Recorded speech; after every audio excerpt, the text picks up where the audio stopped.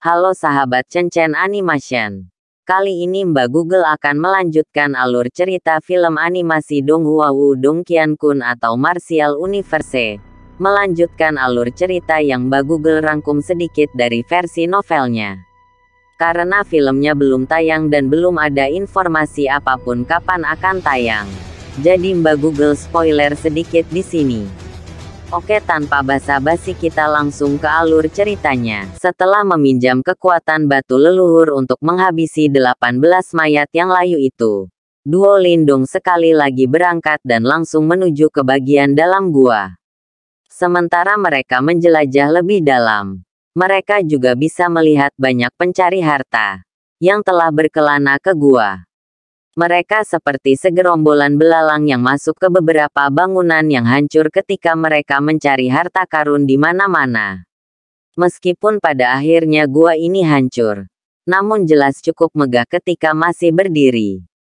Banyak harta masih tetap ada bahkan setelah periode waktu yang lama. Itu tidak bisa dihindari bagi para pencari harta karun untuk terlibat dalam pertempuran berdarah dengan mata memerah setelah melihat harta karun itu. Lindung telah menyaksikan lebih dari 10 pertempuran sengit di sepanjang jalan. Kedua belah pihak bertarung sampai mereka menjadi sedikit marah. Selain itu, ada juga banyak serigala seperti tatapan rakus yang menunggu di sisi medan pertempuran. Mencoba untuk berhasil mendapatkan harta dari dalam gua ini bukanlah tugas yang mudah. Selain pertempuran sengit antara pencari harta karun, gua ini yang telah dirambah oleh Himo, jelas memiliki beberapa bahaya yang melekat di dalamnya. Sebagian besar bahaya ini sama seperti mayat-mayat yang sudah layu dari sebelumnya. Mayat-mayat ini telah terkikis oleh aura Himo, yang telah sangat memperkuat tubuh mereka. Kecuali jika seseorang menggunakan metode khusus untuk menghilangkan aura Himo di dalamnya, mayat-mayat itu akan seperti Terminator. Ketika gua tumbuh semakin gaduh, jelas bahwa banyak ahli telah kehilangan nyawa mereka di tangan mayat-mayat yang layu. Meskipun demikian, ini tidak hanya gagal untuk menimbulkan ketakutan di hati mereka. Itu menghasilkan semakin banyak ahli berkumpul bersama untuk secara khusus mencari mayat-mayat yang layu ini. Ini karena dantian dari mayat-mayat ini telah membentuk pil Deadly Silence. Ini juga harta yang agak berharga. Jika seseorang melelang di dunia luar, satu pil setidaknya bernilai beberapa juta pil Xuan Yuan. Harga itu disebabkan bahkan sedikit menarik Lindung. Tentu saja, meskipun Lindung tertarik, dia tidak pergi mencari pil itu. Tujuan paling penting dari perjalanan ini adalah simbol Ancestral Thunderbolt. Dia tidak ingin menghabiskan banyak waktu mencari mayat-mayat yang layu di dalam gua yang sangat luas dan megah ini. Jika dia akhirnya kehilangan simbol leluhur Thunderbolt, dia akan menyesalinya selama sisa hidupnya. Oleh karena itu, duo Lindung hanya bepergian dalam garis lurus dan bergegas menuju bagian dalam gua. Sementara para pencari harta bermata merah mencari di seluruh gua untuk mayat-mayat yang layu. Bangunan-bangunan yang muncul di tanah mulai bergerombol ketika keduanya perlahan-lahan menjelajah lebih dalam. Namun, itu masih dipenuhi dengan aura yang rusak. Dari dalam reruntuhan, dia samar-samar bisa merasakan jiwa mengaduk pertempuran besar yang telah meletus di tempat ini saat itu. Menghadapi serangan besar-besaran Yimo yang jahat itu, kemungkinan semua orang di dalam gua ini habis-habisan untuk mempertahankan sekte mereka. Namun, sepertinya mereka akhirnya gagal. Seperti sekte kuno yang dilihat Lindung di dalam Grid Desolate Tablet. Lebih jauh lagi, kegagalan mereka secara diam-diam dihapus dari sejarah. Jika bukan karena pembukaan gua kali ini, kemungkinan tidak ada yang akan tahu bahwa faksi yang kuat pernah ada di bagian dalam wilayah ini. Sosok Lindung bergegas melalui langit. Matanya memandangi bangunan-bangunan yang rusak yang tampaknya dengan cepat mundur ke arah yang berlawanan. Desahan pelan tanpa sadar keluar di hatinya. Makhluk Yimo itu memang musuh bersama orang-orang di dunia. Tidak ada yang tahu dari mana mereka berasal. Namun, sepertinya tidak ada 1 inci pun rumput akan muncul dimanapun mereka lewat. Semua kehidupan tampaknya telah dihancurkan oleh mereka. Saudara Lindong, ada beberapa kegiatan di depan. Mata besar Mulingshan tiba-tiba melihat jauh di depannya saat dia terbang dan berteriak dengan rasa ingin tahu. Petik 2. Lindong mengangguk. Dia juga merasakan bahwa ada semacam fluktuasi unik yang menyebar jauh di depannya. Fluktuasi itu tampaknya memiliki gemuruh guntur yang tersembunyi.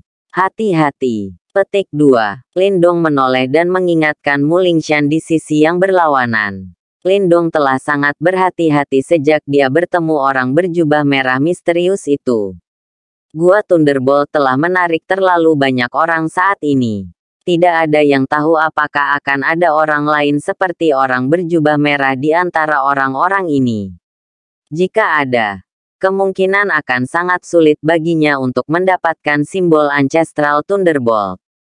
Mulingshan mengangguk. Setelah menyaksikan kekuatan orang berjubah merah, dia juga mengerti bahwa satu-satunya alasan mengapa dia bisa memegang Life Death Coffin Cover dan mengayunkannya secara acak di pulau itu adalah karena para ahli sejati belum menyerang. Swoosh, swoosh. Duo Lindung berubah menjadi sinar cahaya terang yang melesat melintasi langit. Sekitar selusin menit kemudian, tubuh mereka mulai berhenti.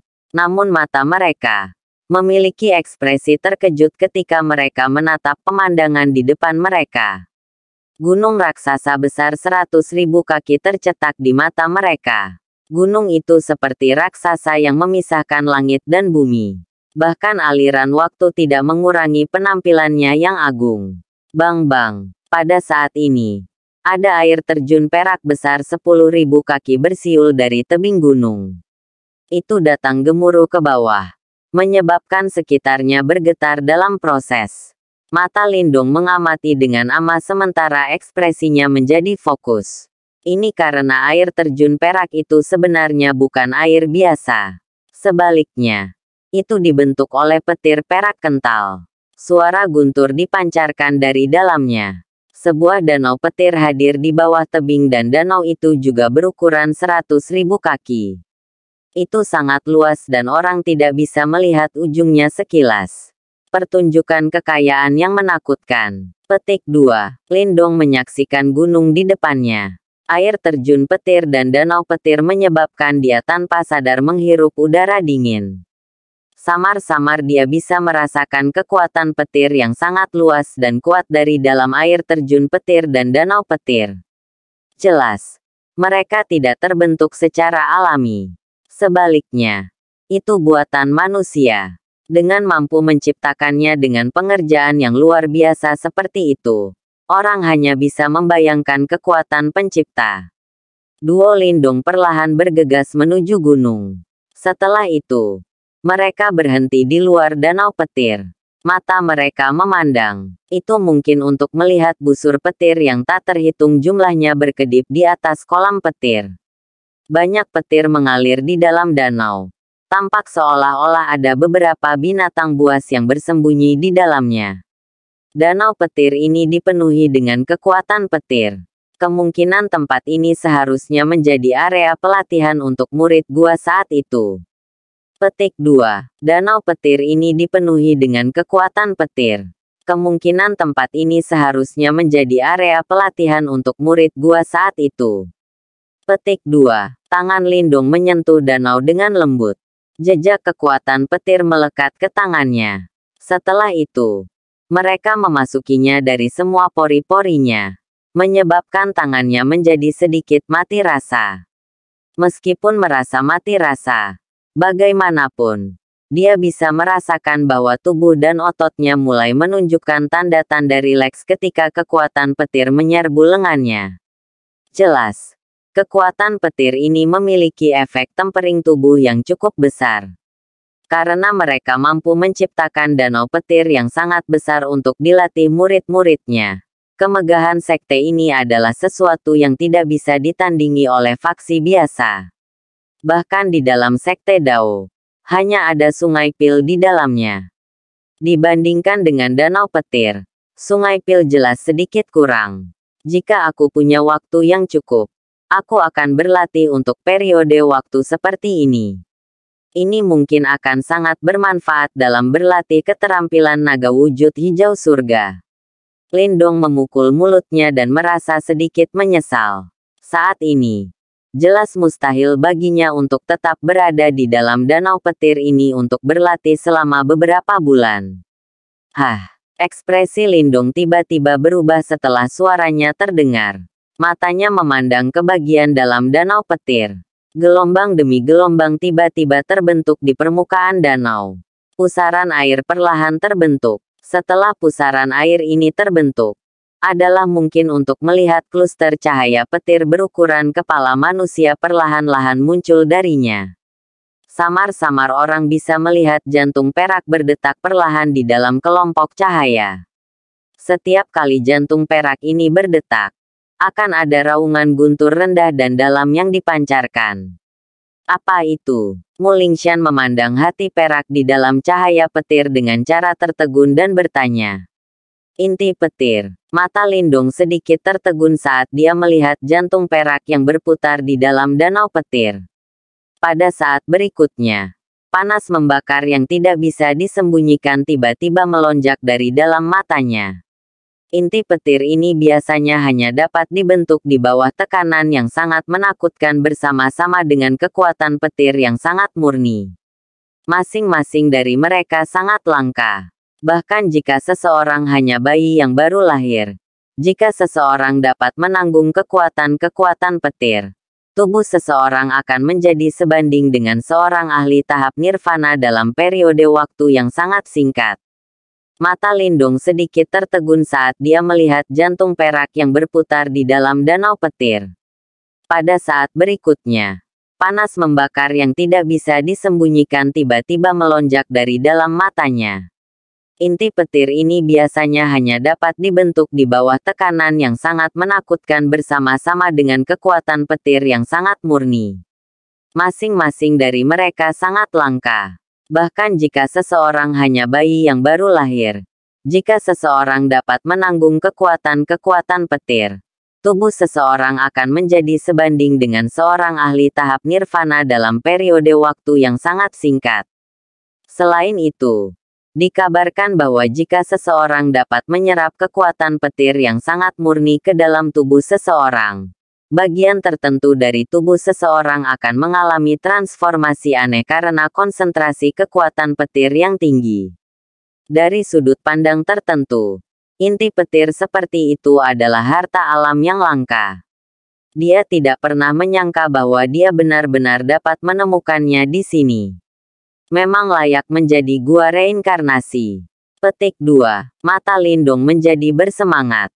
Dia akhirnya tidak dapat menahan godaan ketika dia memikirkan berbagai manfaat dari inti petir. Tubuhnya tiba-tiba menyerbu ke depan. Dalam sekejap, dia telah muncul di depan inti petir, sebelum tangannya mengulurkan tangan. Bang! Namun, tangan Lindong baru saja menyentuh inti petir, ketika suara angin yang deras tiba-tiba menyerang.